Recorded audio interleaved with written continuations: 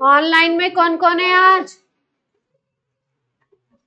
Online बच्चे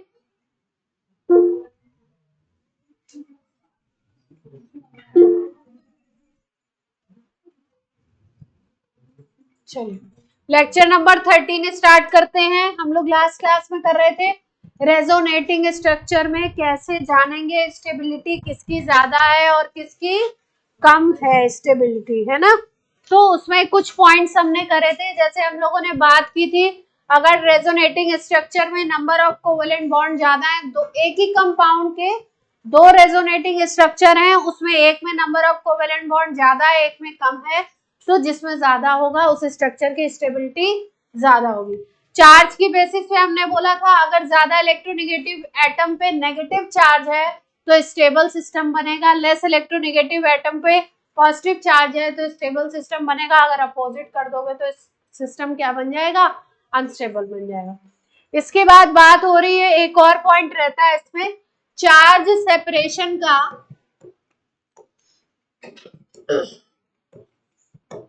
If charge separation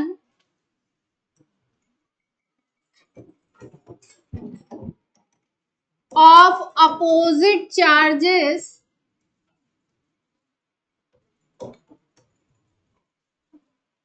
is less than stable system,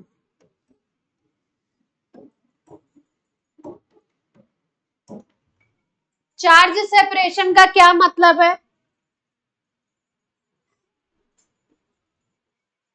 charge separation का क्या मतलब है? अगर चार्ज सेपरेशन की हम लोग बात करें तो चार्ज सेपरेशन का मतलब है कि भाई जैसे मान लो कोई कंपाउंड है, ये 4 कार्बन का कोई कंपाउंड है ना, और इसमें इस कार्बन पे मान लो पॉजिटिव चार्ज है और इस कार्बन पे मान लीजिए नेगेटिव चार्ज है ना, और इसी का दूसरा रेजोनेटिंग स्ट्रक्चर हमने बनाया। ये मान लो पहला स्ट्रक्चर है, ये दूसरा रेजोनेटिंग स्ट्रक्चर है, इसमें मान लीजिए पॉजिटिव चार्ज और नेगेटिव चार्ज। तो चार्ज सेपरेशन का मतलब है कितना डिस्टेंस है। यहाँ पे अगर देखो तो चार्ज सेपरेशन कितने का है, एक कार्बन बीच में आ रहा है, 1 3 कह सकते हैं, इसको 1 ले लो तो ये 2 ये 3, 1 और 3 पोजीशन पे है पॉजिटिव और नेगेटिव चार्ज। यहाँ पे क्या है, बीच वाली अगल बगल में बिल्कुल एडजेसेंट है, पास पास है, तो सेपरेशन इतना ज्यादा नहीं है। जहां पे सेपरेशन कम होगा अपोजिट चार्जेस में वो सिस्टम ज्यादा स्टेबल होगा। इसके कंपैरिजन में ये वाला सिस्टम ज्यादा स्टेबल होगा। यानी अपोजिट चार्जेस अगर पास पास हैं तो सिस्टम स्टेबल, अपोजिट चार्जेस अगर दूर दूर हैं मॉलिक्यूल में तो सिस्टम क्या बन जाएगा आपका? अनस्टेबल। लिख लीजिए,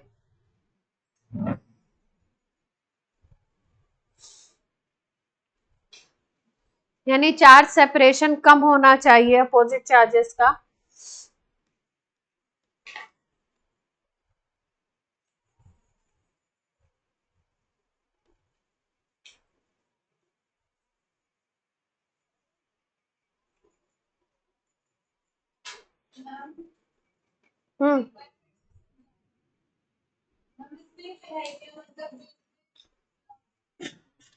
जैसे मान लो कोई कंपाउंड है कार्बन का, उसमें 4 कार्बन है और उसी का दूसरा रेजोनेटिंग स्ट्रक्चर हमने बनाया, उसमें भी 4 कार्बन हो गए। ऑब्वियस सी बात है, एटम की पोजीशन चेंज नहीं होती।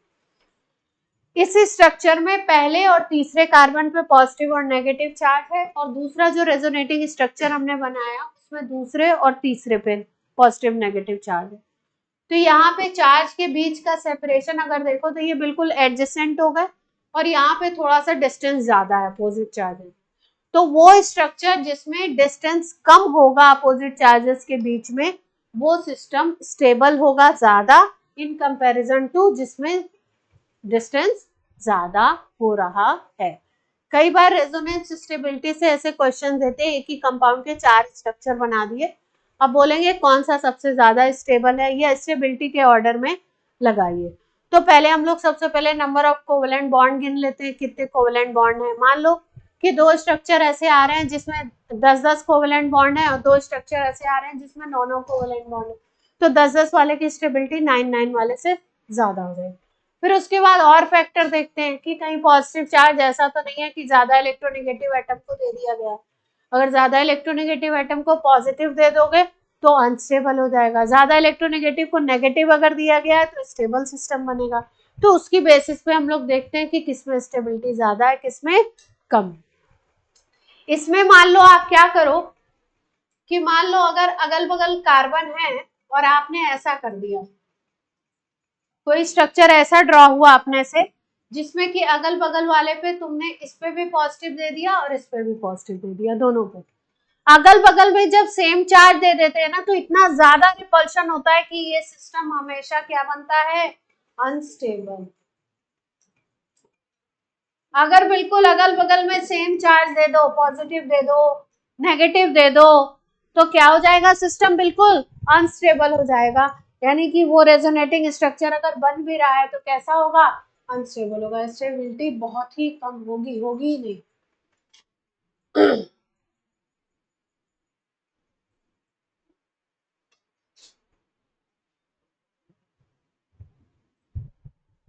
बात समझ में आ रही है सबको? बोलो बच्चों। हाँ तो चलेगा, तो उसके कंपैरिजन में थोड़ा ठीक हो जाएगा। बिल्कुल बगल बगल कर दोगे तो पॉजिटिव पॉजिटिव इलेक्ट्रोस्टैटिक रिपल्शन।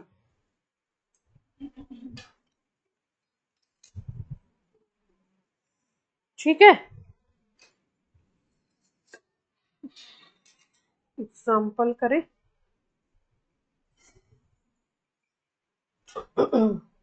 एक एग्जाम्पल कर लेते हैं।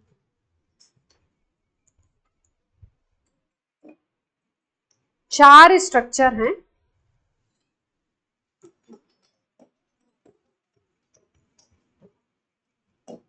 चार स्ट्रक्चर बना रहे हैं हम लोग। CH2 double bond N, double bond N, इस पे पॉजिटिव इस पे नेगेटिव चार्ज। दूसरे स्ट्रक्चर में CH2, इस पे पॉजिटिव चार्ज दे दीजिए, इस पे नेगेटिव। तीसरे स्ट्रक्चर में CH2, इस पे negative charge N, triple bond and, इस पे पॉजिटिव। और चौथा स्ट्रक्चर जो हम लोग बना रहे हैं इसमें CH2, negative charge N, double bond N, इस पे पॉजिटिव।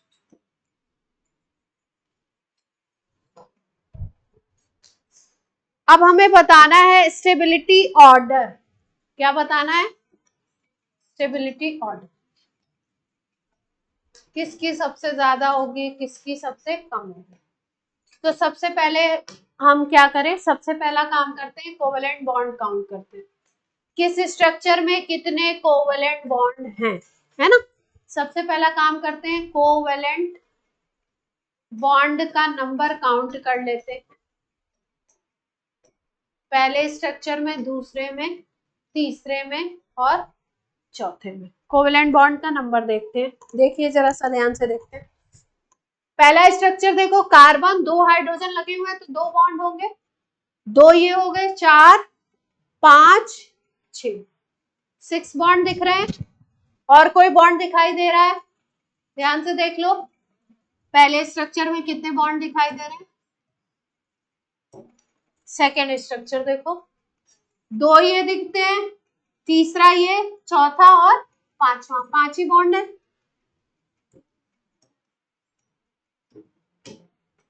तीसरे स्ट्रक्चर में देखिए 2 3 4 5 6, 6 हो गए। और चौथे वाले में, लास्ट वाले में देखिए CH2 पे इधर हो गए 2 3 4 5, 5 दिख रहे हैं। तो आपको दिख रहा है दो तो 6 बॉन्ड वाले हो गए, यानी उनकी स्टेबिलिटी क्या होगी, ज्यादा होगी। तो फर्स्ट और थर्ड को स्टेबिलिटी ज्यादा मिल गई, है ना। और सेकंड और फोर्थ को तो कम मिल गई। अब कंपेयर करना है फर्स्ट थर्ड में कौन सा ज्यादा है और सेकंड और फोर्थ में कौन सा ज्यादा है, अपने आप ऑर्डर बन जाएगा। तो फर्स्ट और थर्ड को देखते हैं।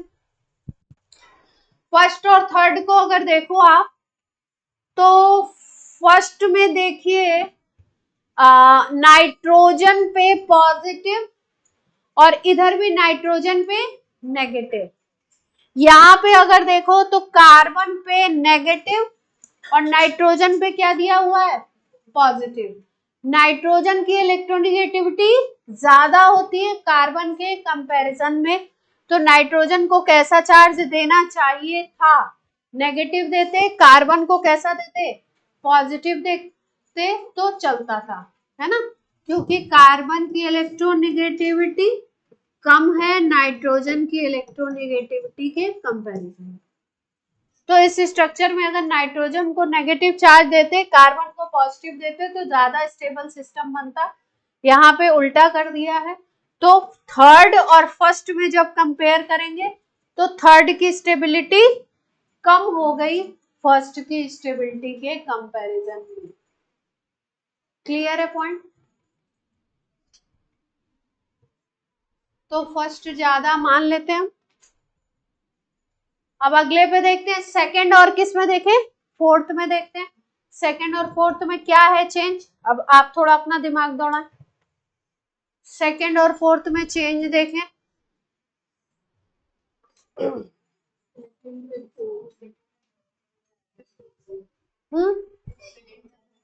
सेकंड ज्यादा स्टेबल होगा, क्यों?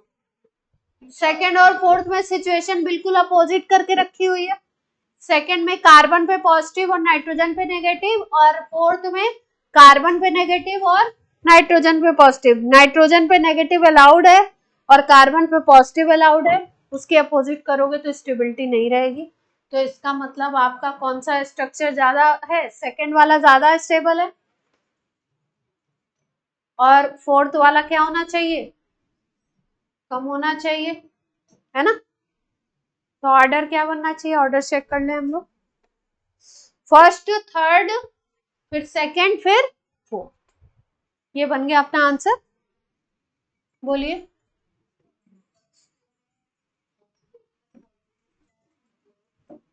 हाँ तो एन पे पॉजिटिव चार्ज है तो वहां तो दोनों का ही सेम स्टेटस है, नाइट्रोजन तो दोनों सेम ही हो गए, है ना। तो कंपैरिजन वाली इतनी बात रही नहीं, एक को पॉजिटिव दे दिया एक को नेगेटिव दे दिया। लेकिन जो हमने थर्ड को देखा तो थर्ड में क्या कर दिया, थर्ड में क्या कर दिया, थर्ड में जो लेस नेगेटिव था उसको क्या दे दिया हमने, नेगेटिव, और जो ज्यादा इलेक्ट्रोनेगेटिव था उसको क्या दे दिया, पॉजिटिव दे दिया, अपोजिट बात कर दी। ठीक है, क्लियर है बात?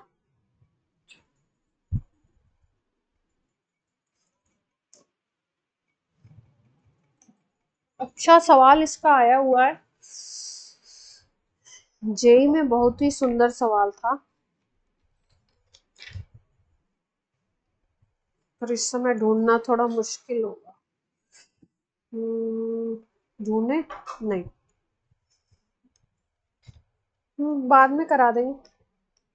क्वेश्चन से तो टीचर टकराता ही रहता है, फिर मिलेगा तो करा दूंगी। ठीक, तो रेजोनेंस टॉपिक अपना हो जाता है, मतलब वैसे तो क्लोज नहीं है पर वैसे क्लोज कर देते हैं,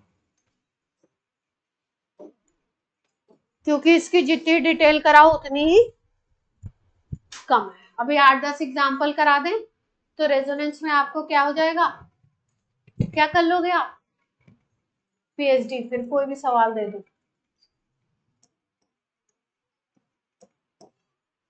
चलिए अगले टॉपिक पे आते हैं, थोड़ा सा बॉन्ड एनर्जी की बात करते हैं या बॉन्ड डिसोसिएशन एनर्जी की बात करते हैं।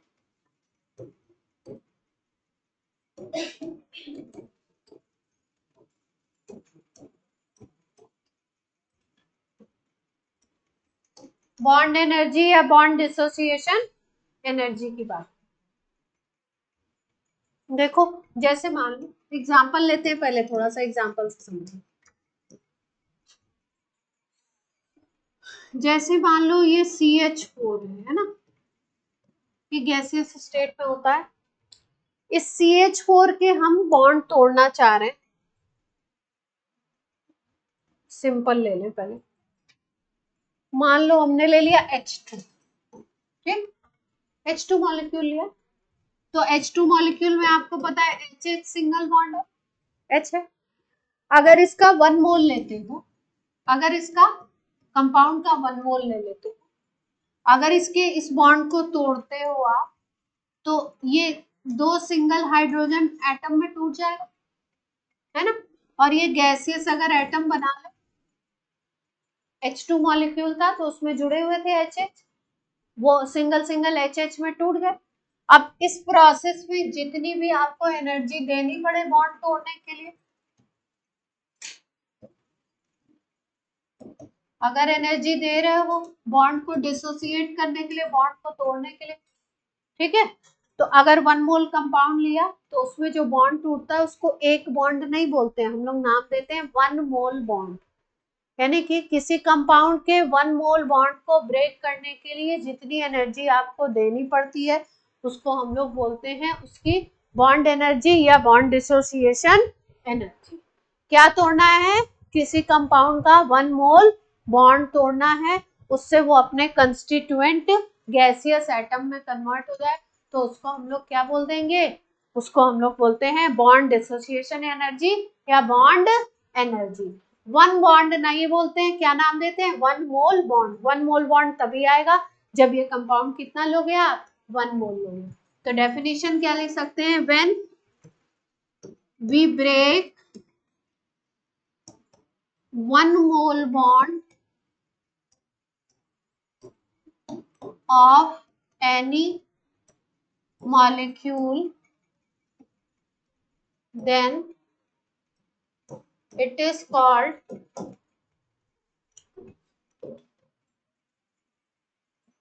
bond dissociation energy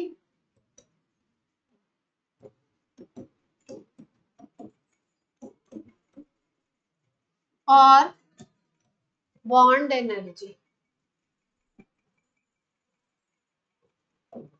bond dissociation energy और bond energy.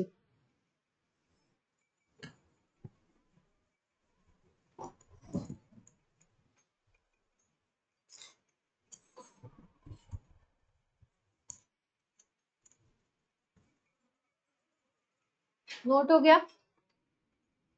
It is represented in kilojoule per mole. किस में रिप्रेजेंट करोगे,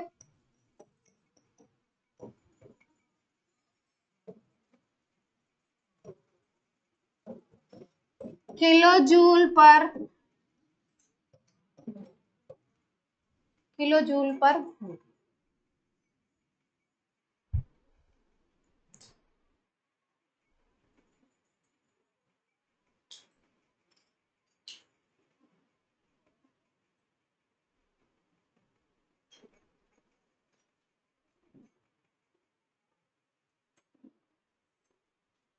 बात समझ में आ रही है। जैसे यहाँ पे मान लो, इसमें मान लो एनर्जी निकली, डेल्टा एच से डिनोट करते हैं इसको, है ना, डेल्टा एच लिखते हैं। डेल्टा एच अभी आपने पढ़ा नहीं, थर्मोडायनेमिक्स। एनर्जी चेंज जो भी होता है किसी सिस्टम का उसको डेल्टा एच लिखते हैं। डेल्टा एच अगर लिख रहे हैं, मान लो यहाँ पे एनर्जी निकल रही है 5 किलो जूल पर मोल। एक मोल बॉन्ड को तोड़ने के लिए कितनी एनर्जी लगी, 5 किलो जूल। तो क्या नाम लिख देंगे, 5 किलो जूल पर मोल वैल्यू लिख देंगे। अब देखो बॉन्ड एसोसिएशन एनर्जी में ज्यादा कुछ नहीं है, एक दो पॉइंट है थोड़े से अलग अलग से करें। देखो जैसे मान लो एक एग्जांपल लेते हैं, वाटर ले लिया मान लीजिए, है ना, वाटर के बॉन्ड तोड़ने की बात कर रहे हैं। तो वाटर का स्ट्रक्चर ऐसा,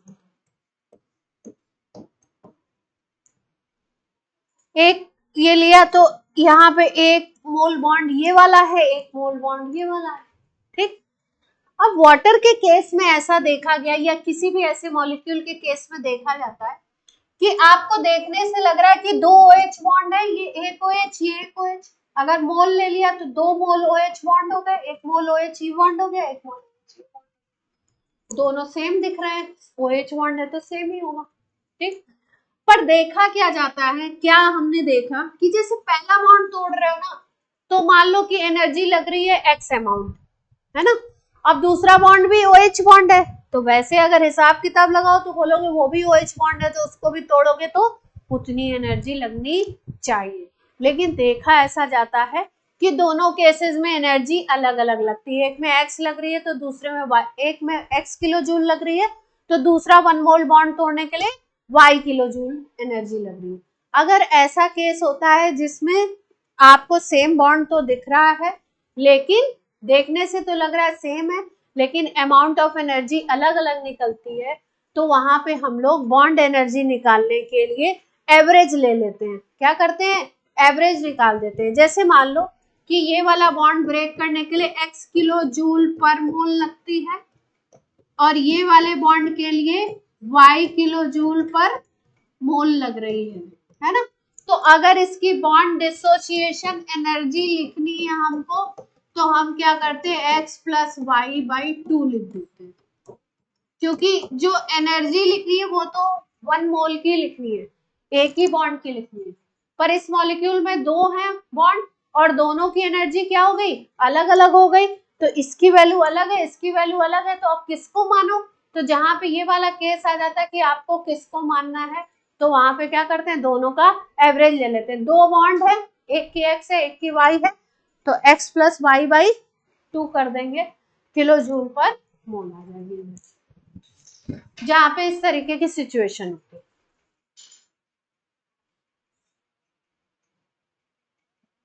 अब मान लो किसी स्ट्रक्चर में बोला कि नहीं सेम ही है एनर्जी, तो ठीक है भाई, सेम है तो फिर तो एक ही वैल्यू से काम चल जाएगा।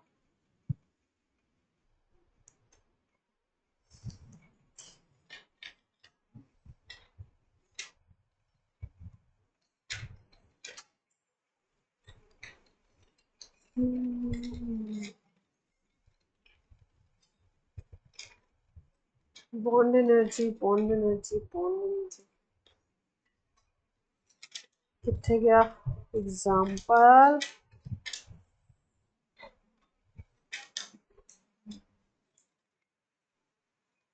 सही है। टफ तो नहीं लग रहा है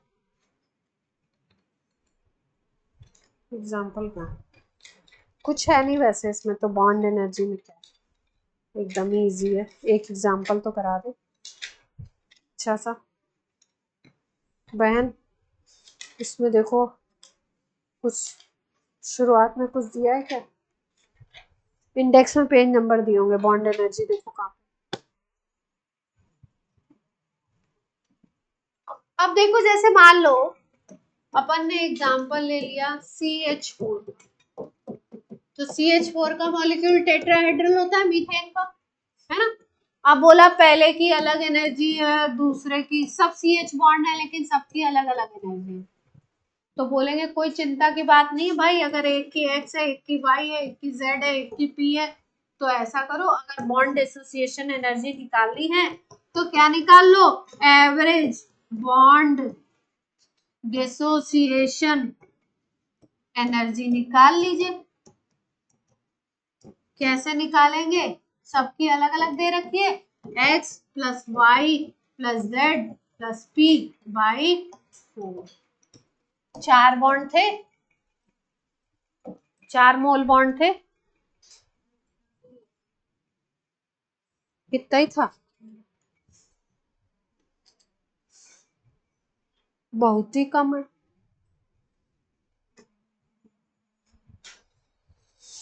चलिए एवरेज भी बोल सकते हैं, एवरेज को उसमें मीन भी बोलते हैं ना, मीन वर्ड भी आ जाए तो चलेगा।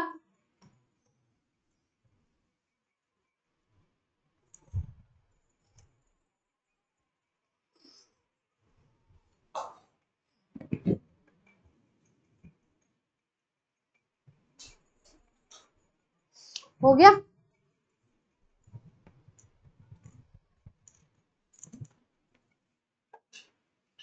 छोटे छोटे टॉपिक है। बॉन्ड ऑर्डर, बॉन्ड ऑर्डर क्या होता है?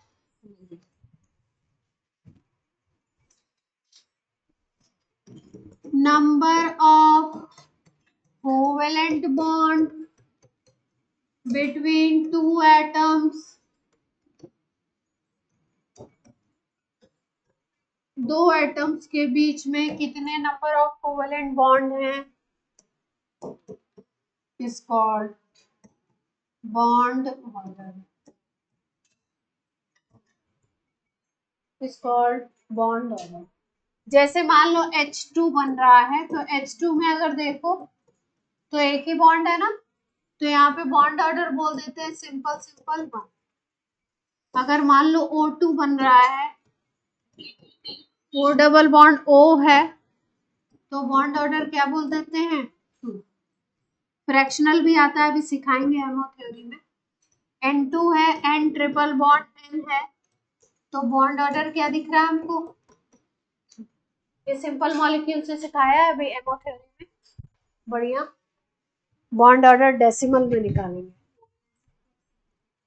कह सकते हैं, चलेगा।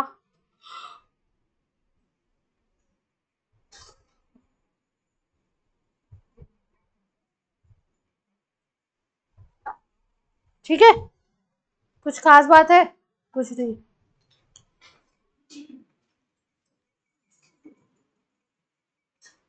कर लिया सबने?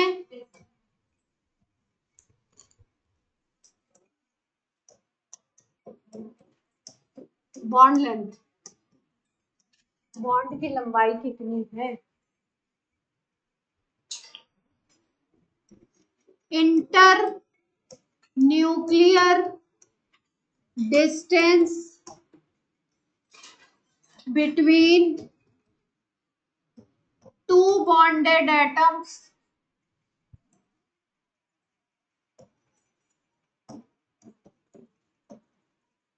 is called bond length। दो बॉन्डेड एटम है, किसी मॉलिक्यूल में दो एटम अगर बॉन्ड बना रहे हैं आपस में, तो उनके न्यूक्लियस के बीच के डिस्टेंस को क्या बोलते हैं हम लोग? बॉन्ड लेंथ बोल देते हैं। जैसे मान लो H2 बन रहा है, तो H2 का एक मान लो हाइड्रोजन ये है, दूसरा ये है, इसका न्यूक्लियस ये है, इसका न्यूक्लियस ये है, तो इनके बीच का ये जो डिस्टेंस होगा, इसी को क्या बोलोगे? Bond length. ये वाला डिस्टेंस क्या बोल दिया जाएगा? Bond length. कोई समस्या यहां तक?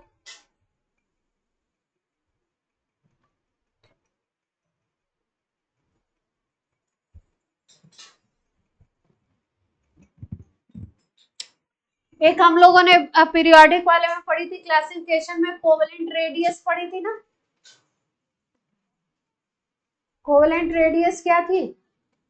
ये जो बीच का डिस्टेंस था, अगर इसको x मान लो, तो x डिवाइडेड बाय 2 था ना कोवेलेंट रेडियस, और x को हम लोगों ने यहाँ पे क्या मान लिया? बॉन्ड लेंथ मान लिया, यानी कि बॉन्ड लेंथ डिवाइडेड बाय 2। इस केस की बात करना, कोवेलेंट रेडियस कोई ऐसा फॉर्मूला नहीं है, इस केस की बात कर, ये नहीं हर जगह लगा देंगे। Covalent radius bond length divided by 2 आ जाएगा इस केस में।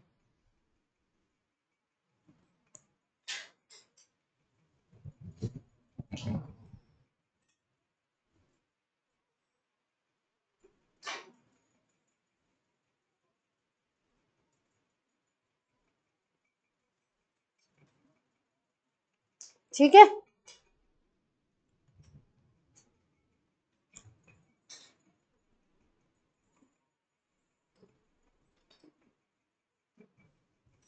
अब एक लाइन याद रखेंगे, उससे बहुत सारे सवाल अपने सॉल्व होंगे। हेमो थ्योरी से रिलेटेड लाइन है, लेकिन अब यहाँ पे भी क्योंकि कर रहे हैं बॉन्ड लेंथ बॉन्ड एनर्जी तो कर लीजिए। बॉन्ड ऑर्डर डायरेक्टली प्रोपोर्शनल होगा बॉन्ड एनर्जी के, और बॉन्ड एनर्जी डायरेक्टली प्रोपोर्शनल होगी बॉन्ड स्ट्रेंथ के। मतलब जिसका बॉन्ड ऑर्डर जितना ज्यादा उसकी बॉन्ड एनर्जी भी उतनी ज्यादा, उस बॉन्ड की स्ट्रेंथ भी उतनी ज्यादा, और जो बॉन्ड जिस बॉन्ड की बॉन्ड ऑर्डर ज्यादा होता है उसकी बॉन्ड लेंथ छोटी होती है। बॉन्ड लेंथ कैसे चलती है? इनवर्सली होती है। जिसमें बॉन्ड ऑर्डर ज्यादा होगा उसकी बॉन्ड लेंथ क्या होगी? छोटी होगी। और जहां पे भी बॉन्ड एनर्जी ज्यादा है वहां बॉन्ड स्ट्रेंथ ज्यादा है, और बॉन्ड स्ट्रेंथ ज्यादा होती है तो सिस्टम की स्टेबिलिटी भी ज्यादा होती है, यानी कि डायरेक्टली प्रोपोर्शनल टू स्टेबिलिटी भी कह सकते हैं।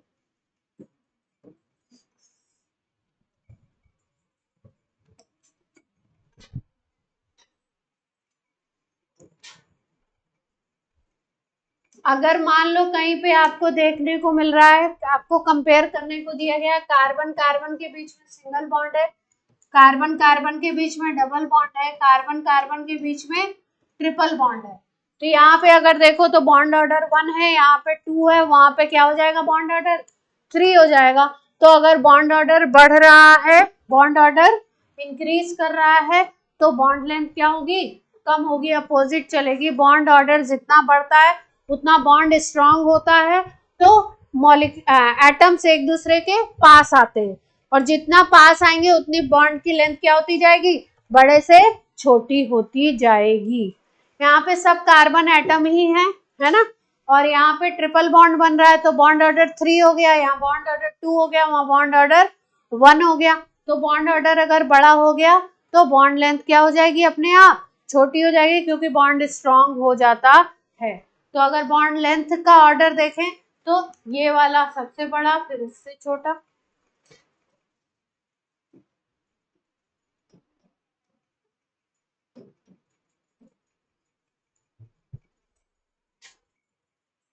यहां तक में कोई समस्या?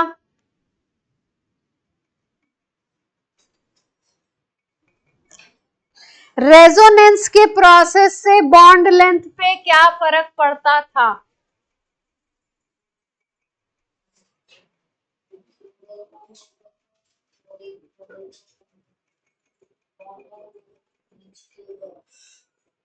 यानी कि बॉन्ड लेंथ इक्वल सी हो जाती थी, ये कह सकते हैं। जैसे बेंजीन में हमने स्ट्रक्चर में बताया था, एक बॉन्ड डबल है, एक बॉन्ड क्या है? सिंगल है। तो अगर एक बॉन्ड डबल है, एक बॉन्ड सिंगल है, तो बॉन्ड लेंथ अलग अलग आनी चाहिए, लेकिन एक्सपेरिमेंट से देखा गया बॉन्ड लेंथ सब सेम आ रही थी, ना तो डबल थी ना सिंगल थी, डबल और सिंगल के बीच में कुछ थी। यानी बॉन्ड लेंथ को इक्वलाइज करता है, बॉन्ड को इक्वल करता है रेजोनेंस। क्लियर है बात?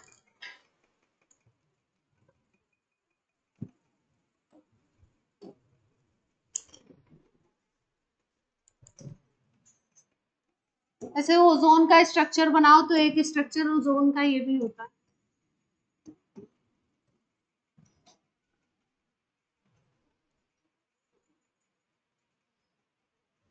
प्लस माइनस कैसे आए? यहाँ पे एक बार ऐसे कभी यहाँ पे डबल बॉन्ड कैरेक्टर दिखाई देता है और कभी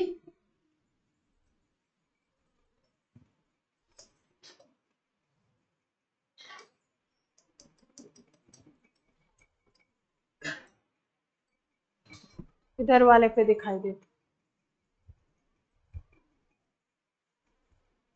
दोनों रेजोनेटिंग स्ट्रक्चर। कभी ये डबल बॉन्ड कैरेक्टर आ रहा है, कभी इधर वाले में डबल बॉन्ड कैरेक्टर आ रहा है, तो ओवरऑल में देखते हैं ओजोन में क्या होता है। Both bonds have same bond length.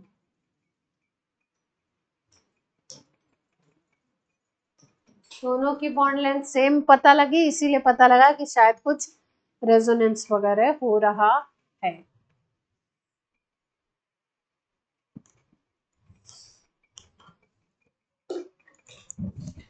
इसमें डेटा दिया है, सिंगल का 148 होना चाहिए था, डबल का 121 होना चाहिए था, देखा गया 128 आता, ना 121 है ना 148 है, 128 आ रहा है।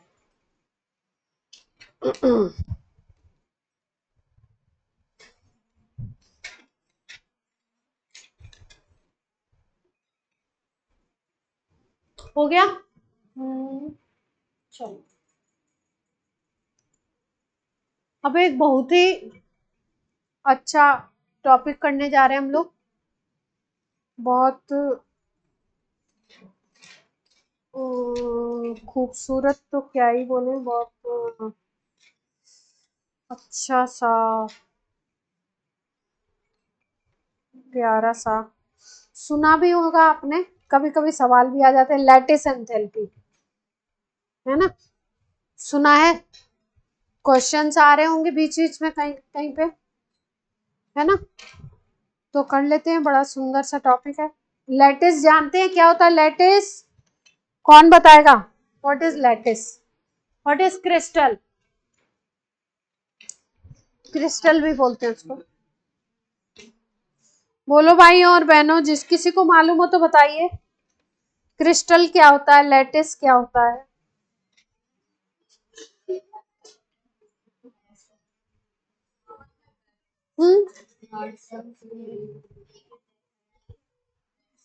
डेफिनेट पैटर्न बनाते हैं तो रेगुलर पैटर्न बनाते हैं तो उसको क्रिस्टल कहते हैं। हार्ड स्ट्रक्चर को क्रिस्टल कहते हैं। कोई बताना चाहता है? राजवंश बताना चाहते हैं? और कुछ और कुछ और कुछ क्रिस्टल के बारे में और कुछ बोलना चाहते हैं तो बोलिए।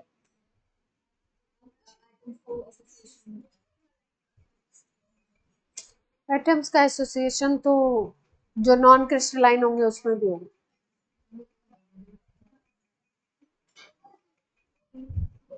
अरे इसमें दिया हुआ है,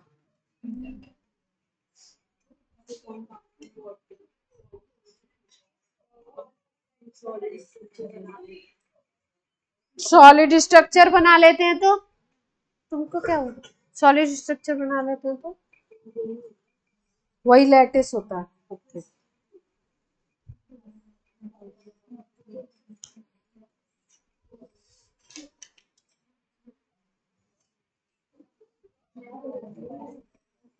इसमें कहाँ है जरा ढूंढिए ना,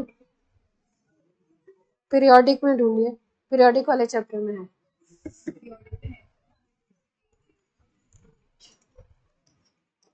स्टार्ट करते हैं अपना टॉपिक, आवाज ना करें। लैटिस एंथैल्पी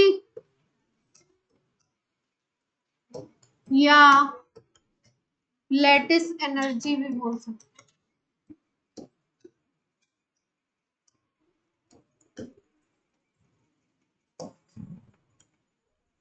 लैटिस एंथैल्पी या लैटिस एनर्जी भी बोल सकते हैं। चलिए देखो, सबसे पहले तो क्रिस्टल समझ लो, क्रिस्टल क्या है, लैटिस क्या है।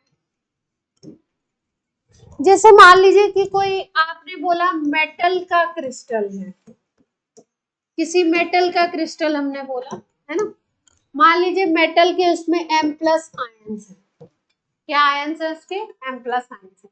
मेटल में टेंडेंसी होती है इलेक्ट्रॉन देने की, तो इलेक्ट्रॉन लूज करेगा, M+ मान लो उसमें बना रखा है, तो इसका क्रिस्टल, क्रिस्टल किसको बोलेंगे? जैसे मान लो M+, फिर इसके बगल में यहाँ पे M+ लगा हुआ है, M+ इक्वल डिस्टेंस पे है ना, M+, ऊपर और नीचे इस तरीके से है। 3D में यहाँ पे हम कैसे बना रहे हैं, बोर्ड पे बना रहे हैं तो 2D में बना रहे हैं।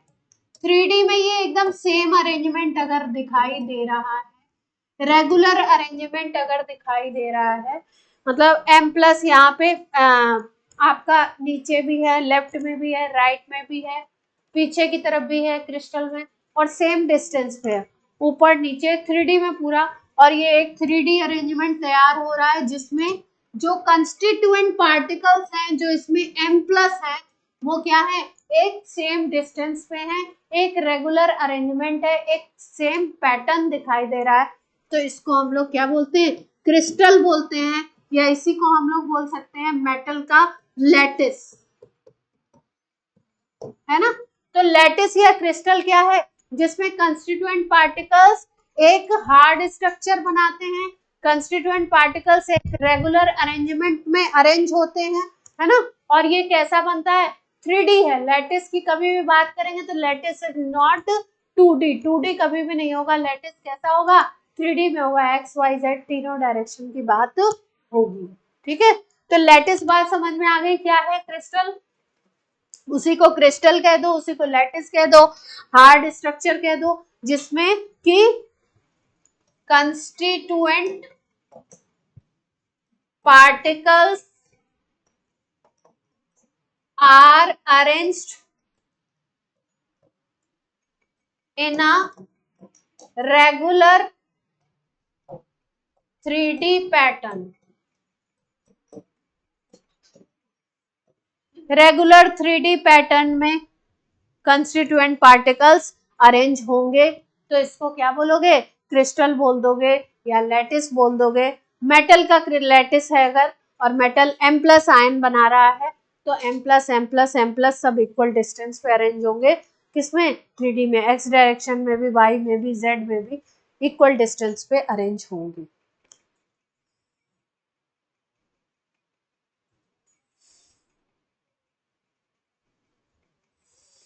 अब इसी की हम लोग बात कर रहे हैं, लैटिस समझ में आ गया। अब लैटिस की एंथैल्पी की बात कर रहे हैं, लैटिस एनर्जी की बात कर रहे हैं, क्या है लैटिस एंथैल्पी, क्या है लैटिस एनर्जी, इसकी बात करें।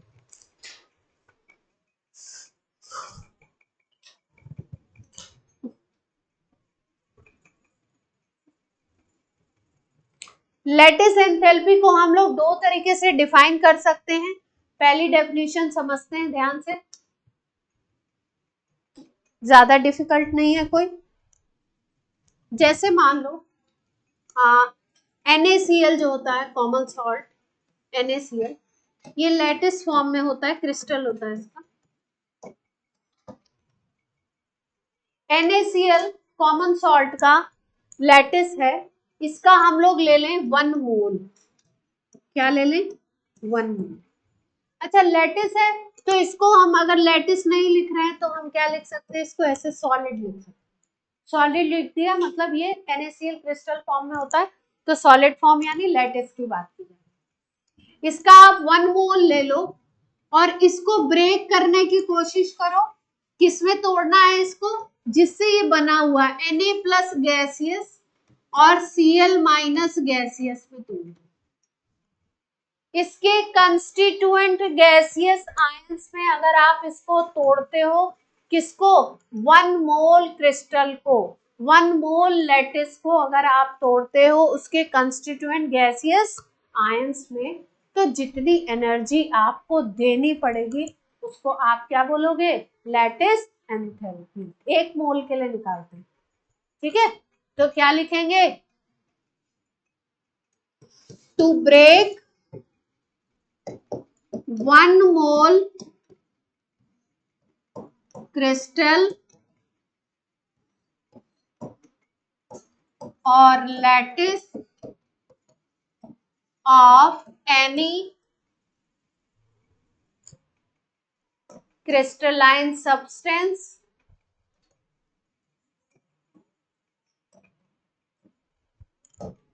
into their isolated gaseous ions. To break 1 mole crystal or lattice of any crystalline substance into their isolated gaseous atom, energy required is called lattice enthalpy. बंद तो नहीं है,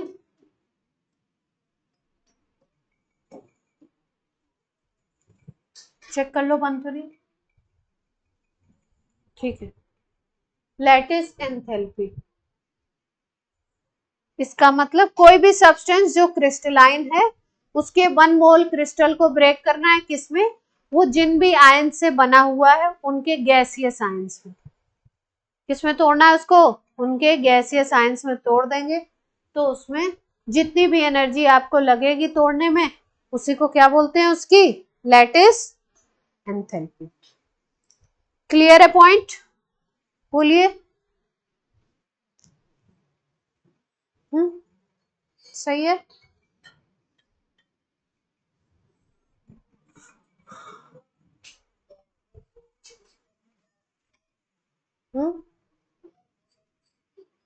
हाँ एक ही बात, लैटिस बोल दो या क्रिस्टल बोल दो, एक ही बात है।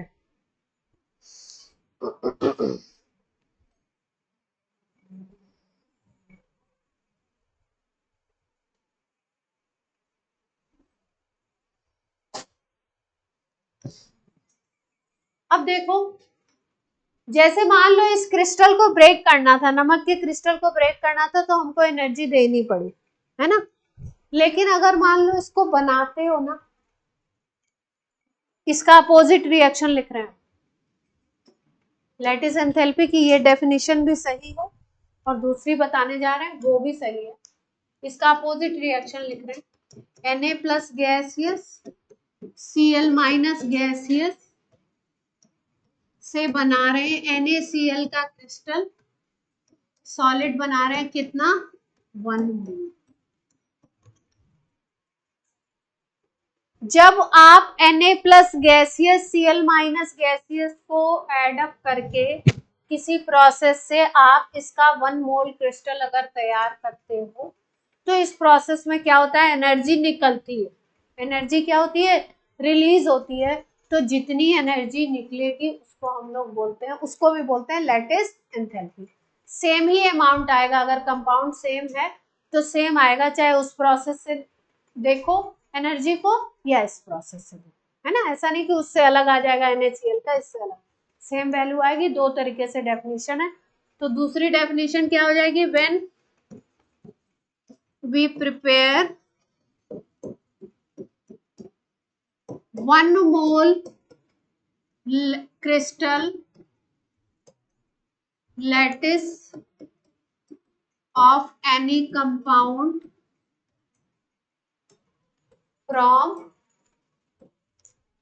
from their constituent gaseous ions, energy released, energy evolved is called lattice enthalpy।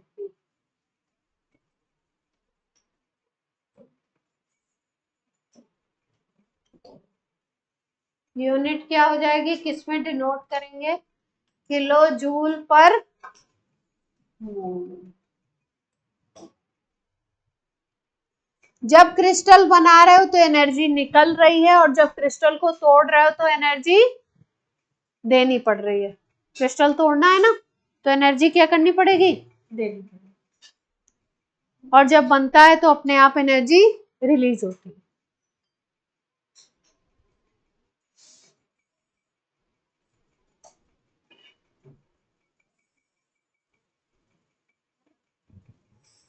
बात क्लियर है, बोलो बच्चों।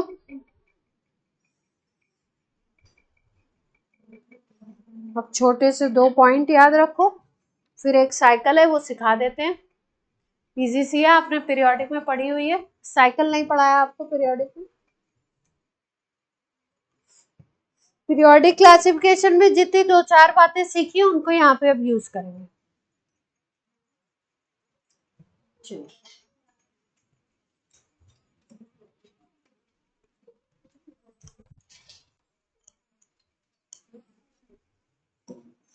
जैसे मान लो हम बोलते हैं ना, किसी क्रिस्टल की लैटिस एंथैल्पी ज्यादा है, लैटिस एंथैल्पी ज्यादा है, इसका मतलब हम बोलते हैं कि वो जो क्रिस्टल है ना वो स्ट्रॉन्ग है। लैटिस एंथैल्पी जितनी ज्यादा होगी वो क्रिस्टल क्या होगा, अगर ये ज्यादा है तो क्रिस्टल उतना ही ज्यादा क्या है, स्ट्रॉन्ग है।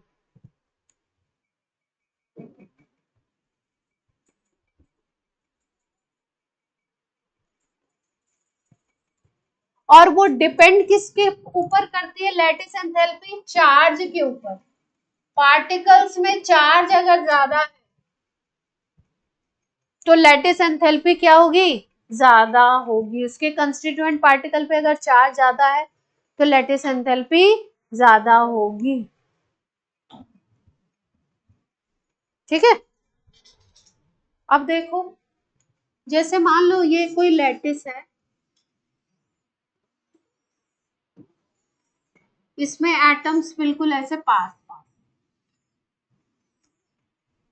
ठीक है। और एक कोई लैटिस है जिसमें स्टेम जो कंस्टिट्यूएंट पार्टिकल्स हैं उनके बीच में थोड़ा सा डिस्टेंस, देख पा रहे हो।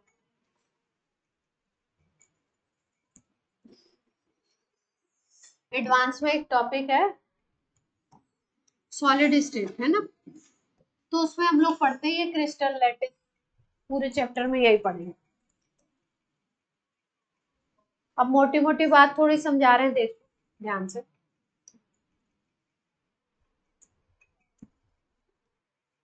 अगर लैटिस एंथैल्पी की वैल्यू ज्यादा है किसी क्रिस्टल की तो उसको हम बोलते हैं स्ट्रॉन्ग। अगर चार्ज ज्यादा है पार्टिकल में तो लैटिस एंथैल्पी ज्यादा आती है। लेकिन अगर उनके बीच का इंटर पार्टिकल डिस्टेंस ज्यादा है, पार्टिकल दूर दूर हैं, तो लैटिस एंथैल्पी कम आएगी। पार्टिकल्स अगर पास पास हैं तो फोर्स ऑफ अट्रैक्शन ज्यादा होगा, लैटिस एंथैल्पी की वैल्यू ज्यादा आएगी। इसका मतलब वहां पे जहां पे बिल्कुल ऐसे कॉम्पैक्ट बैठे हुए हैं, एक दूसरे के पास पास बैठे हुए हैं पार्टिकल्स, यहाँ पे अगर देखो तो एक दूसरे के कैसे बैठे हुए हैं, बिल्कुल पास पास बैठे हुए हैं पार्टिकल्स। यहाँ पे क्या है, थोड़ा सा डिस्टेंस ज्यादा हो गया है, यहाँ पर डिस्टेंस क्या हो गया, थोड़ा ज्यादा हो गया, बीच में कुछ गैप भी है ना। तो जहां पे गैप कम होगा पार्टिकल्स क्लोज होंगे, यानी उनके बीच का डिस्टेंस, इंटरन्यूक्लियर डिस्टेंस छोटा होगा। यानी कि अगर ये छोटा है तो लैटिस एंथैल्पी ज्यादा होगी। तो inter particle space, inter nuclear space, inter nuclear distance, ये अगर कम है, छोटा है, तो लैटिस अच्छा बोला जाएगा। लैटिस की एंथैल्पी क्या होगी, हाई होगी, स्ट्रॉन्ग लैटिस बोलेंगे, स्ट्रॉन्ग क्रिस्टल बोलेंगे उसको। बात कुछ दिमाग में आ रही है या ऊपर से जा रही है, आ रही है। तो इंटर पार्टिकल डिस्टेंस कम होना चाहिए, आर की वैल्यू कम होनी चाहिए। अगर आर छोटा है तो लैटिस अच्छा है, लैटिस एंथैल्पी ज्यादा है तो लैटिस स्ट्रॉन्ग है। बात क्लियर है। तो ये वाला क्या हो गया,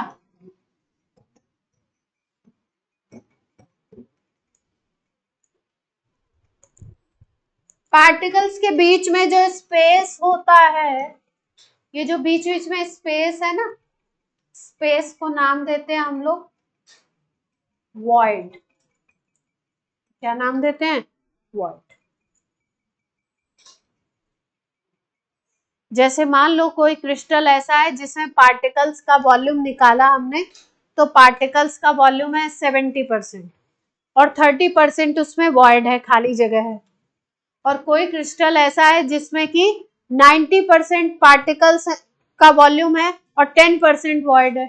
तो जहां पे खाली जगह कम होगी वो कॉम्पैक्ट है, और कॉम्पैक्ट है तो वो क्रिस्टल क्या हो जाएगा, अच्छा हो जाएगा। यानी कि अगर हम बोलें कि lattice enthalpy is inversely proportional to void भी कह सकते हैं। वॉइड मतलब एम्प्टी स्पेस, एम्प्टी स्पेस जितना ज्यादा लैटिस एंथैल्पी उतनी कम, क्रिस्टल उतना वीक। चार्ज जितना ज्यादा होगा लैटिस एंथैल्पी, क्योंकि electrostatic force of attraction depend करती है, क्यू जितना ज्यादा होगा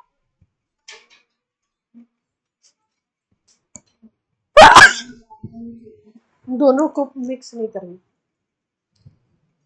दोनों फैक्टर को मिक्स नहीं करना। क्यों हो रहा है? ठीक है, ओके, अच्छा टॉपिक था। क्या है? क्रिस्टल लैटिस 1 मोल तोड़ रहे हैं गैसीय साइंस में, एक में एनर्जी रिलीज हो रही है, क्रिस्टल बना रहे तो एनर्जी रिलीज हो रही है, और क्रिस्टल तोड़ रहे तो एनर्जी देनी पड़ रही है। बस यही तो है, और क्या खेल है? चार्ज से डायरेक्टली प्रोपोर्शनल है, इंटर पार्टिकल डिस्टेंस से इनवर्सली प्रोपोर्शनल है। खाली जगह ज्यादा हो गई, वॉइड ज्यादा हो गए तो लैटिस बेकार हो गया, लैटिस एंथैल्पी छोटी हो गई, और अगर वॉइड कम है तो लैटिस क्या हो गया? अच्छा हो गया, यानी कि कॉम्पैक्ट है। नोट हो गया सबका?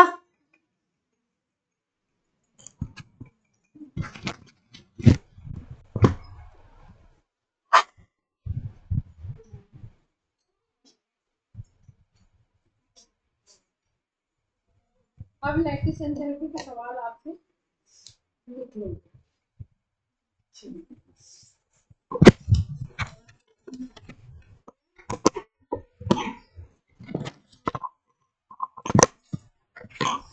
एक और अच्छा, अभी तो बॉन्ड है पर साइकिल बताना। साइकिल पहले क्वेश्चन आता था खूब, अब इधर नहीं आ रहा है, पर मान लो आ जाए तो। ट्रेंडिंग, कौन सा टॉपिक कब ट्रेंडिंग हो जाए पता नहीं चलता। चलिए, लैटिस एंथैल्पी कैलकुलेट करने के लिए एक इंपॉर्टेंट साइकिल है, उसको बोलते हैं बॉर्न हैबर साइकिल। सीख जाए तो अच्छी बात है, नहीं सीखे तो भी चलेगा, सीख लो।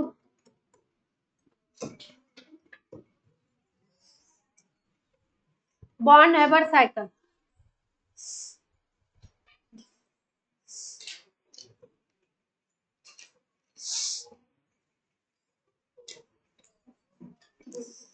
Born Haber cycle. चलो,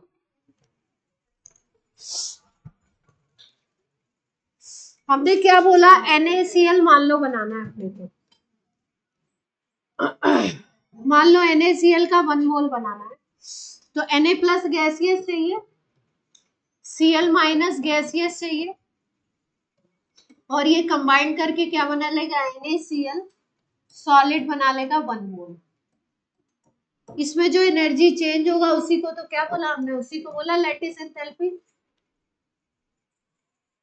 इसी को बोला एनर्जी चेंज को लैटिस एंथैल्पी, डेल्टा एच। कैसे निकलेगा ये देखते हैं।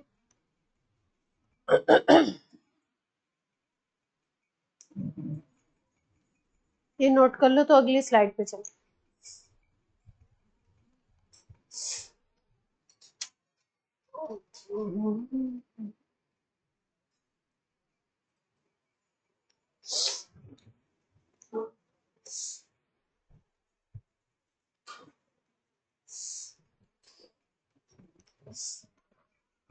हो गया अरेंज? क्या कर रहे हो?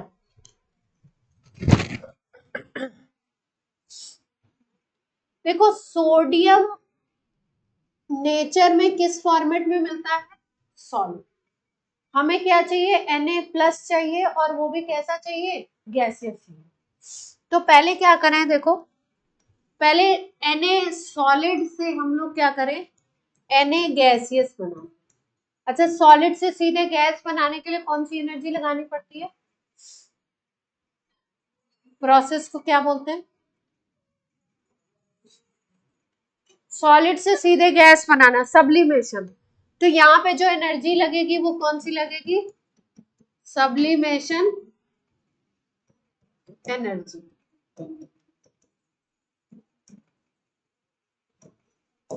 Na गैसियस बन गया। अब हमें तो Na प्लस गैसियस चाहिए, तो Na+ बनाने के लिए क्या करें, आयनाइजेशन एनर्जी लगा दें।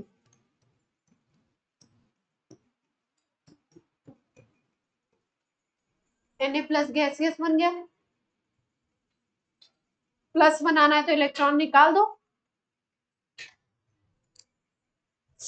अब Na+ गैसियस तो बन गया, अब Cl- गैसियस बनाना है, क्योंकि उन्हीं दोनों को मिला करके हम लोग क्या बनाएंगे, NaCl का क्रिस्टल बनाएंगे। तो अब Cl कैसे मिलता है नेचर में, Cl मिलता है गैस के फॉर्म में, Cl2 गैस के फॉर्मेट में मिलता है ना। अगर Cl2 की बात करो, लिखना नहीं, समझ लो पहले, अगर Cl2 की बात करो तो यहाँ पे Cl सिंगल बॉन्ड Cl है, मतलब एक मोल बॉन्ड को तोड़ने के लिए जो एनर्जी लगेगी उसको बॉन्ड डिसोसिएशन एनर्जी इसकी बोलेंगे। तो अगर इसका 1 मोल बॉन्ड टूटता है तो 2 Cl गैसियस बनेंगे, क्या कहते हो, 2 Cl गैसियस बन जाएंगे। अपने को कितना चाहिए, NaCl बनाना है तो Na+ गैसियस चाहिए एक, और Cl- गैसियस चाहिए, वो भी एक की रिक्वायरमेंट है।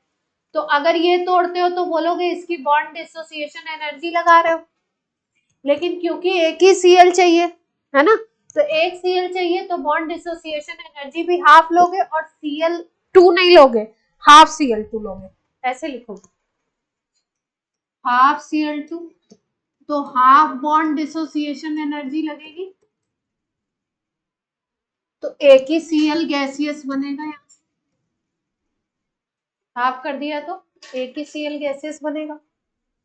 अब Cl- गैसियस चाहिए तो कौन सी एंथैल्पी लगा दें, इलेक्ट्रॉन गेन एंथैल्पी लगा दें,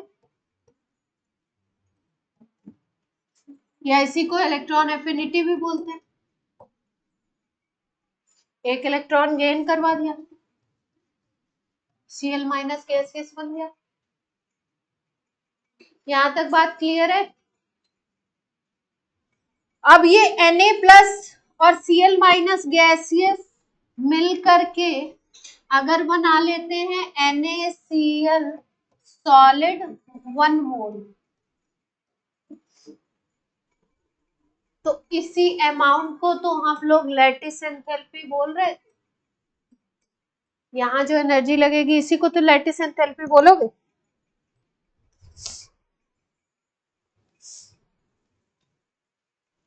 क्या कहते हो,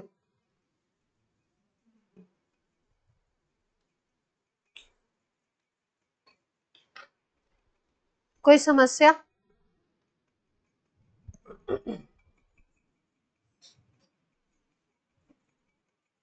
अब एक नई चीज इंट्रोड्यूस कर रहे हैं,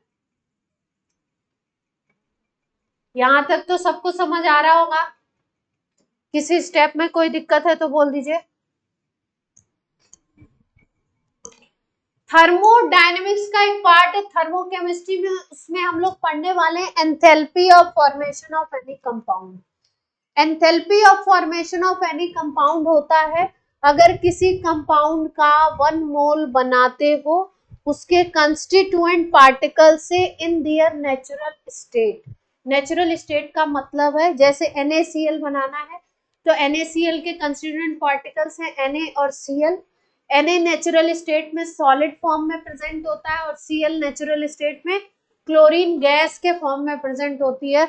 अगर उन दोनों को यूज करके, उस फॉर्मेट को यूज करके कंपाउंड का 1 मोल बना देते हो, जिस भी फॉर्मेट में वो नेचर में प्रेजेंट होता है, जैसे NaCl सॉलिड के फॉर्मेट में प्रेजेंट होता है, उसका 1 मोल बना देते हो तो उसको बोलते हो आप एंथैल्पी ऑफ फॉर्मेशन। इसका मतलब अगर Na सॉलिड और हाफ Cl2 गैस को मिला करके आप बनाते हो NaCl सॉलिड, तो इसको बोलते हो डेल्टा HF, इसको कहते हैं एंथैल्पी ऑफ फॉर्मेशन।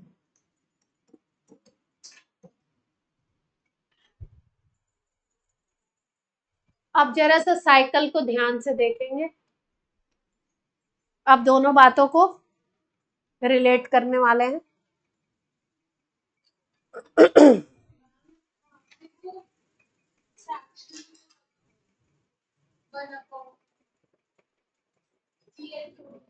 क्योंकि हमें एक Cl की रिक्वायरमेंट थी, अगर Cl2 तोड़ोगे तो 2 मोल Cl बनेंगे, 1 मोल Cl चाहिए अपने, इसलिए हाफ कर दिया, एनर्जी हाफ लगेगी उसी साथ। थर्मोडायनेमिक्स या थर्मोकेमिस्ट्री में एक प्रिंसिपल चलता है रिएक्शंस में कि कोई रिएक्शन अगर आप एक स्टेप में कराओ, 2 स्टेप में कराओ, 3 में कराओ, कितने भी स्टेप में कराओ, ठीक है। मान लो हम बना रहे हैं एक रिएक्शन में ए से कोई प्रोडक्ट पी, ठीक। अब उस रिएक्शन को हम कराएं, ए से बी बनाए, बी से सी बनाए, सी से डी बनाए और फिर डी से पी बनाए, यानी कि उस रिएक्शन को हमने कैसे कराया, थर्मोकेमिस्ट्री में पढ़ना है पर यूज यहाँ पे है तो बता देते हैं, थोड़ा सा सिखा देते हैं। मान लो ए से बन रहा है बी, बी से बन रहा है सी, सी से बन रहा है डी, डी से बन रहा है ई और ई से लास्ट में बन रहा है पी, ठीक।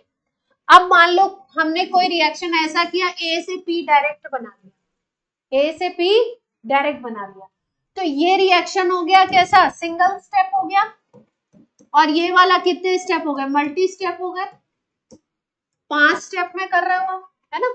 तो कोई भी थर्मोकेमिकल इक्वेशन, कोई भी थर्मोकेमिकल चेंज जिसमें एनर्जी का लेना देना हो रहा है, अगर वो एक स्टेप में करते हो या मल्टीपल स्टेप में करते हो, 3 में, 2 में, 4 में, इतने में करते हो, तो अगर आपके रिएक्टेंट और प्रोडक्ट सेम है, मतलब रिएक्शन तो सेम है ना, रिएक्टेंट यहाँ से शुरू किया, यहाँ प्रोडक्ट बन रहा है, अब चाहे 4 स्टेप से जाओ, चाहे 2 से जाओ, चाहे 1 से जाओ, तो सब में एनर्जी का जो चेंज आता है वो सेम आएगा। मतलब अगर मान लो यहाँ एनर्जी Q1 है, यहाँ Q2 है, यहाँ Q3 है, यहाँ Q4 है, यहाँ Q5 है और यहाँ पे कोई X है ना, तो X is equal to Q1 plus Q2 plus Q3 plus Q4 plus Q5 होगी। एनर्जी का लेना देना, energy change will be same, reaction या तो आपका सिंगल स्टेप हो या मल्टी स्टेप हो, टोटल एनर्जी चेंज क्या होगा, सेम होगा। इसको थर्मोकेमिस्ट्री में बोलते हैं, एक साइंटिस्ट है हेस, उन्होंने दिया था, हेस लॉ बोलते हैं, वहां लिखेंगे, अभी यहाँ बस समझ लीजिए, अभी रिलेट करने जा रहे हैं पीछे वाले इक्वेशन, लिखना नहीं, समझाने के लिए बोला था ये वाली बात है, वहां लिखेंगे थर्मो में लिख ले, यहाँ पे पीछे वाले से रिलेट कर दे।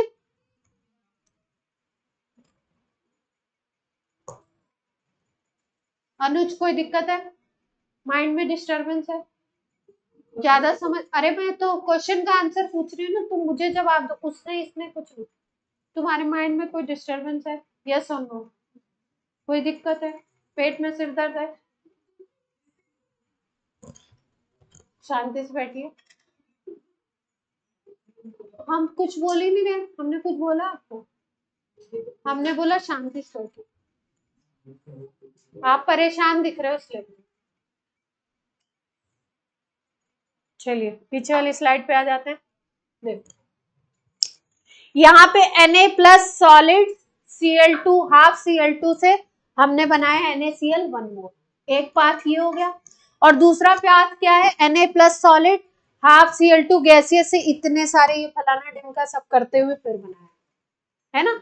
तो ये वाला की जितनी एनर्जी है, इसकी एनर्जी तो यही है डेल्टा एच है, और इसकी एनर्जी ये सब जुड़ेगी, सारी सारी जोड़ के आएगी, 2 स्टेप प्रोसेस हो गया, एक ये वाला है सीधे सीधे कर दिया, डेल्टा एच एफ लिख दिया, और एक है ये जुड़ेगा, ये जुड़ेगा, ये जुड़ेगा, सारा मिला के, तो लगा दें हेस लॉ, यहाँ पे हेस लॉ लगाएं तो क्या इक्वेशन बनेगी अपनी, ध्यान से देखो, delta H F is equal to क्या बन जाएगा, वहां से जोड़ना शुरू करते हैं, सब्लिमेशन एनर्जी, आयनाइजेशन एनर्जी, फिर उधर पे हाफ बॉन्ड डिसोसिएशन एनर्जी, फिर इधर पे इलेक्ट्रॉन गेन एंथैल्पी, फिर लैटिस एंथैल्पी, क्लियर है बात। तो अगर लैटिस एंथैल्पी निकालनी है तो डेल्टा एच एफ माइनस ये सारी वैल्यू हो जाएगी, बोलो भाई और बहनों,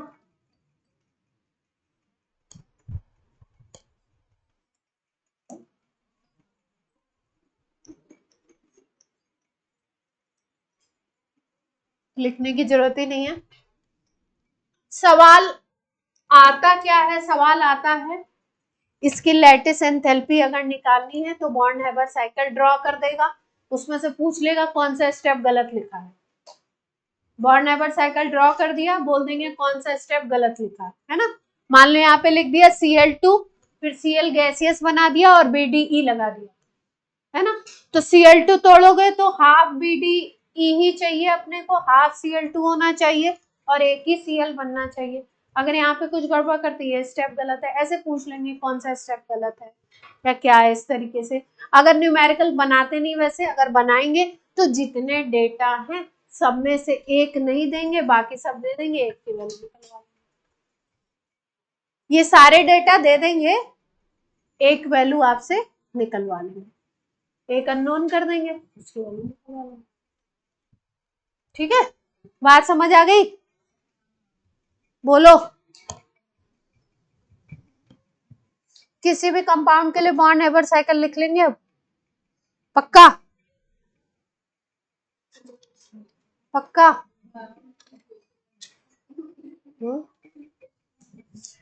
अब आता नहीं है, पहले आता था, अब नहीं आ रहा है, बहुत सालों से नहीं आया।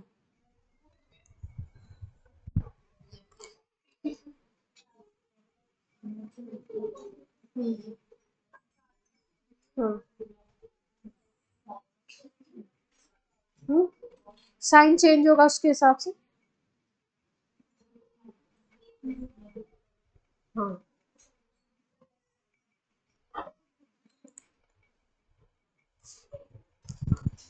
ये नोट हो गया सबका, है ना। तो इस टॉपिक का ऐसा समझ आ जाए तो अच्छी बात है, नहीं भी आए तो भी अच्छी बात, तो भी चलेगा।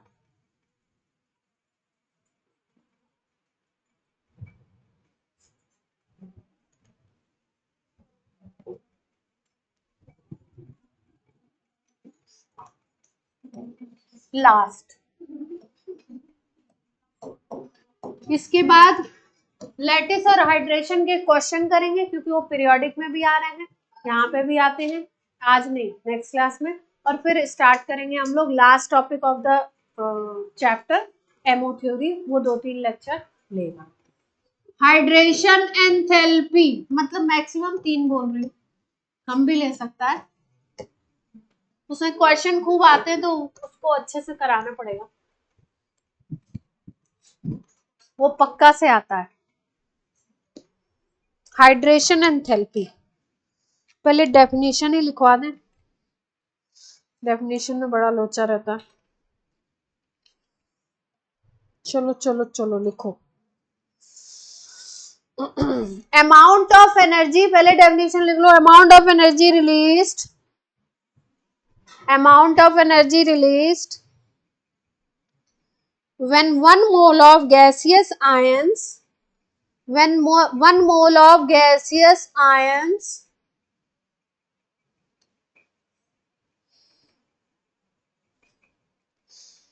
is dissolved in excess of water, is dissolved in excess of water, बहुत ज्यादा पानी भर दिया, excess of water to give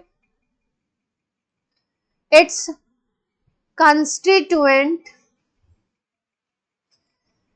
aqueous ions, to give its constituent aqueous ions।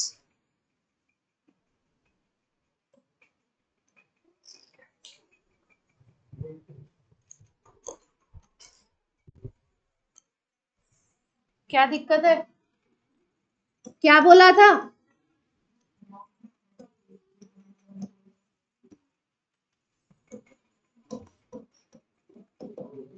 Energy evolve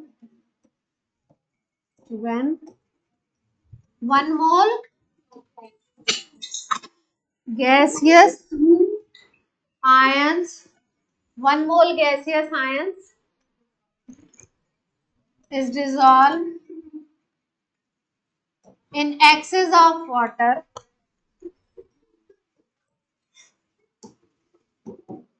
to give its constituent aqueous ions.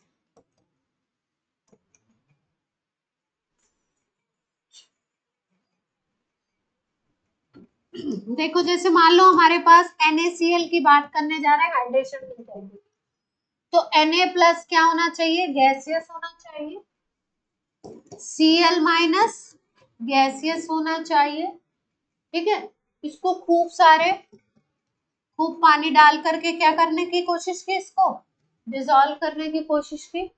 खूब सारा पानी डाल दोगे यानी सॉल्वेंट ज्यादा होना चाहिए, एक्सेस में लेना चाहिए, तो ये किस में कन्वर्ट हो जाए, Na प्लस एक्वस में कन्वर्ट हो जाए और Cl माइनस एक्वस में कन्वर्ट हो जाए। इसमें जितनी एनर्जी निकलेगी उसी को क्या बोलोगे, delta H hydration, enthalpy of hydration. NaCl Na plus gaseous लिया, NaCl माइनस गैसियस ले लिया, पानी में डिसॉल्व कर दिया, क्या बन गया, Na plus aqueous Cl minus.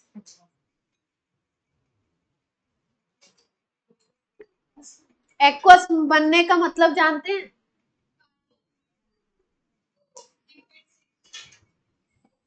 हाँ और बताइए, सही है, ट्राई करिए।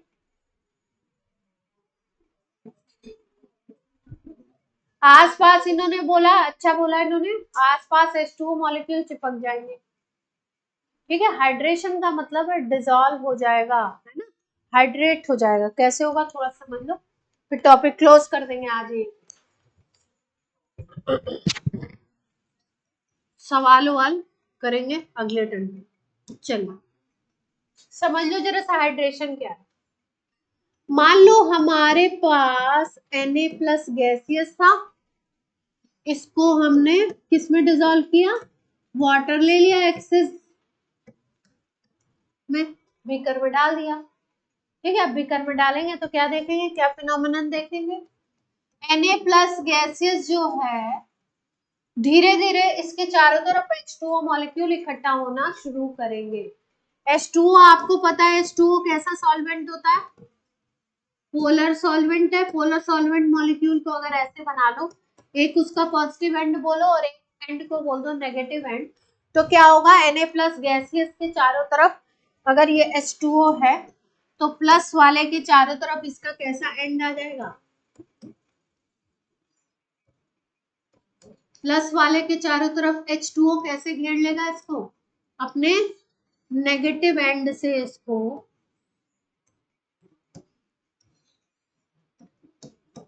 नेगेटिव एंड से चारों तरफ से गैदर हो गया। अब बोलेंगे ये क्या बन गया, हाइड्रेशन हो गया, और ये हाइड्रेशन एक्सेस ऑफ वाटर में होता है। खूब पानी डाल दीजिए, जितना एक्सेस ये हाइड्रेट हो सकता है हाइड्रेट हो जाएगा, और जब हाइड्रेट होगा तो एनर्जी क्या होगी, बाहर निकलेगी। बीकर को टच करोगे तो बीकर आपको गर्म दिखाई देगा, गर्म फील होगा, है ना, दिखाई नहीं देगा, गर्म फील होगा। तो इसको आप क्या बोल दोगे, आप Na प्लस एक्वस।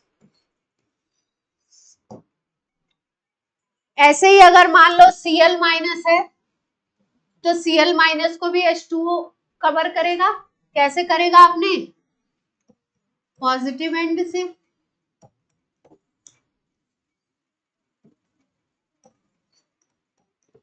बात समझ आ रही है, बोलो बच्चों, आगे नहीं बोल पा रहे, आवाज नहीं निकल रही है।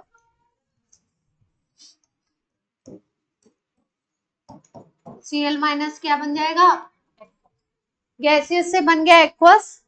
पूरे प्रोसेस में जो एनर्जी रिलीज होगी उसको बोलेंगे एंथैल्पी ऑफ हाइड्रेशन।